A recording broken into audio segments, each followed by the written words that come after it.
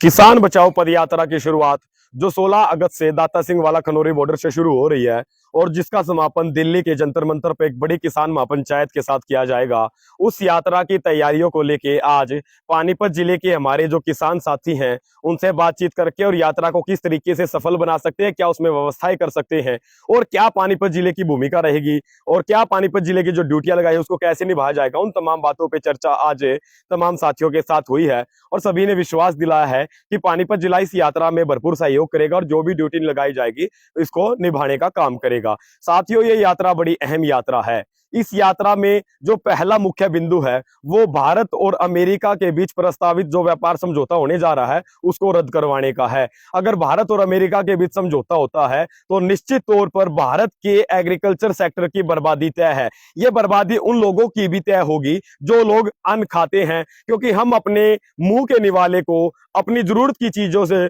America के हाथों में सौंपने जा रहे हैं। इसलिए हमारे सभी किसान साथियों से अपील है कि इस यात्रा में ज्यादा से ज्यादा संख्या में जुड़े। और दूसरा इसमें मुख्य बिंदु ये है कि जो हमारे वर्षों से लंबित मांग है, जो एमएसपी के गारंटी कानून की मांग को लेकर हमारा आंदोलन भी चला था, उन मांगों को पूरा करवाने के लिए एमएसपी का गारंटी कानून लागू करवा के देश के किसानों को देने के लिए इस यात्रा में जोड़ा गया है। तीसरी मांग हमारी ये है कि जो 25 अगस्त को 2025 को हमने दिल्ली के जंतर मंतर पे एक बड़ा कार्यक्रम किया था और उस कार्यक्रम में केंद्र सरकार की तरफ से लिखित में आया था कि जल्द से जल्द 2 हफ्तों के अंदर किसान संगठन से आपसे बातचीत करके आपकी समस्या को हल करने का जो एक आश्वासन उस लिखित लेटर में दिया था, वो बातचीत अभी तक नहीं हुई है। क्या केंद्र सरकार के बातचीत में 2 हफ्तों का मतलब लगभग 200 दिन होते हैं? हम ये जानना चाहते हैं। जब बातचीत का न्योता दिया है तो 2 हफ्तों का मतलब होता है कि 2 हफ्ते 14 दिन, लेकिन सरकार ने अभी तक 200 दिन बीत जाने के बाद भी